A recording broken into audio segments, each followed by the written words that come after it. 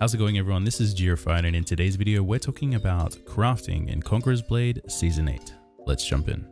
So you're looking at crafting your new weapons, armor, or even maybe some of your horse armor, but you're not entirely sure where to start. Don't worry, I felt like this when I first started playing the game, and I am still trying to get a grasp of everything. First, you really need to know which weapon class you're going to be playing now or in future, so that you can start preparing your armor sets for that. For me, I am a glaive and short sword player at the moment, primarily glaive, and I've been using a lot of heavy armor, so my heavy armor set is primarily what I'm trying to recondition and craft the most and best stats on. Now, how do you do the crafting elements? If you look at any craft, when you go to the smith, you will be able to craft weapons and armor. There are the gloves and braces, cuirasses, boots and footwear, helms and headwear, and hero weapons. And if you go to your specific armor class, you'll be able to see the individual types. For each of the individual types of pieces of armor, you do need to get a schematic of some sort. You'll see that I do have some of the uncommon glove schematics. I do have a rare glove schematic. And you will, if you want to try and get the epic, you will need to get the officer's set, the royal sentry set, or the Imperial Knight set, etc. to craft some of these epic items. So far, I haven't run into any of the epic drops for that, so I've been primarily crafting on the rare schematics. You'll notice here that the rare schematic for the gloves requires enameled leather, superior steel, and powdered silver. These enameled leather and superior steel are quite easy and in abundance to get. However, the powdered silver is something that's quite sought after, which a lot of players have put resources together as to how to best get the powdered silver. So let's run over that now. Players in the game can go to the horse seller. You should be able to find them on the map in most towns under other trades, and clicking on the horse seller and it will auto path you to that location. Once here, you can go to Barding and Tack and look at the individual items here that are selling for roughly 500 bronze coins. There are blue items in here which will have a chance to drop gold dust. For the purposes of this video, I'm going to focus on the powdered silver and any rare schematics that may be around in the game. So from the how-to CB guide, which I'll link in the description, as well as show an image here on screen, there have been people that have spent some time going through and actually harvesting and salvaging some of the horse items to then see how much powdered silver and other resources they would get and what would max their yield.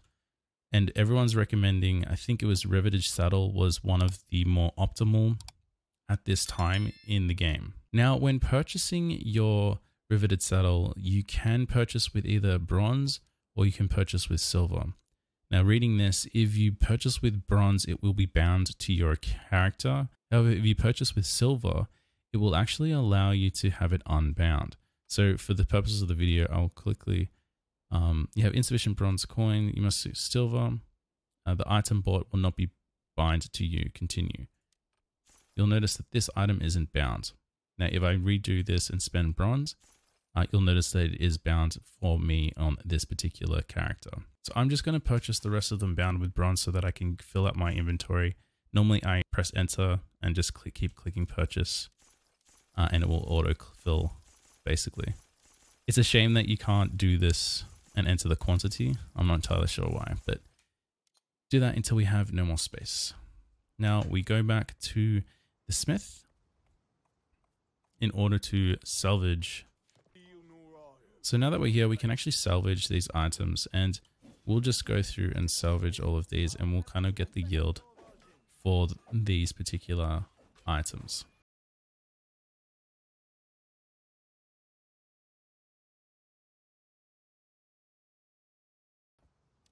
And finally, the last one here. And it looks as though I've gained approximately 10 powdered silver from that amount. Another way to get some powdered silver on a very quick basis, on a weekly basis, is to go to the apothecary. Now, they will have 30 pieces for you to purchase with bronze every week when the week resets. So I think I've already bought mine this week. But if you go to them and view goods, you should be able to see for 2,500 bronze each, you should be able to get 30 a week. And then you can purchase some of these in here as well if you are short on some of your resources. and don't want to go through the salvaging process. You just come here on a weekly basis to stock up on those particular pieces. So I might just grab some of these now to spend my bronze and actually collect some of these that they can go into my inventory. And you can see I've already got enough here to not worry about buying for next week if I don't need to. So now that I have over 30 powdered silver, I'm going to attempt to craft something here. Now it's good to note that there are ways in which you can actually craft, but also recondition your items. Crafting will actually create a new piece of armor or weapon. However, reconditioning will allow you to use a schematic for a piece of armor or weapon, and that will allow you to potentially re-roll the stats and the weapon grade or the armor grade for that piece. For example, I will take the helmet off. We'll go into reconditioning, and you can see that I can actually use my powdered silver, my resources, and the schematic to re-roll on my helmet to try and improve the stats that are here. However, for this video, I'm actually going to use the current powdered silver to roll my gloves. We're actually going to roll heavy armor gloves. So I've got the powdered silver now, I've got the rare schematic, and let's hope that this is better than the gloves I've got at the moment.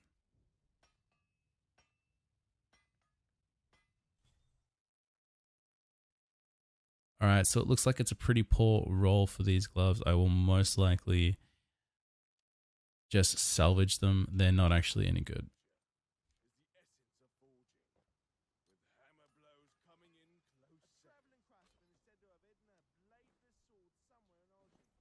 So now we have to kind of go get back and get more powdered silver to then make more crafts, to then salvage, and then potentially recondition. So that is the basics of the crafting mechanisms. Now you do need to collect these schematics, and in order to get schematics, usually you just have to play the game.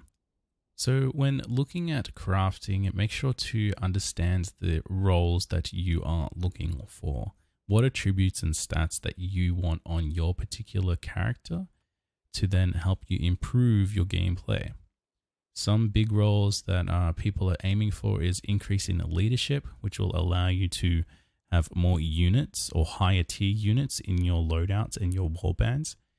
Then for me specifically, I have been looking for more blunt damage on my glaive, and also a little bit more sustain for my sword and shield, so that I've got one kind of armor set that I can use across both. That's the way that I've approached it. But this is kind of comes down to RNG. You have to get lucky on your rolls. You have to spend some time doing the powdered silver runs to then make sure that you can have enough to recraft, and then make sure that your schematics are available for you to craft and for you to recondition. So if you haven't seen the Season 8 patch notes video, I'll put that in the card up the top or in the description below. There are certain attribute changes that have happened for Season 8. And this is in the patch notes from Steam and from Conqueror's Blade. To improve overall gameplay experience, we're changing the attributes helmets, armors, braces, and boots in the following way. Increase the chance of getting multiple attributes when crafting. Amazing. It will now be easier to craft equipment with crit rate, anti-crit rate, and leadership. Now they say when crafting, I don't know if that includes reconditioning, so I will have to look a bit more into that, but it does say crafting, not reconditioning. Here are material changes. So what they've done is they've actually consolidated a lot of the materials into small, to be less material. So here we've got steel plates and steel bars are now consolidated to superior steel. Paint and lacquer, wire and thread, and metal rings are now enameled leather, which is amazing because then that kind of clears up some of your crafting materials for other materials. If you've liked the video content that I've been creating for Conqueror's Blade so far, make sure to leave a comment in the section below. It really tells me if I'm creating things that are valuable to new players to the game. If you're enjoying the game and enjoying the content, please make sure to subscribe and make sure you hit that like button for the algorithm. I'm Girofied. This has been Conqueror's Blade, Beginner's Guide to Crafting. We'll catch you next time.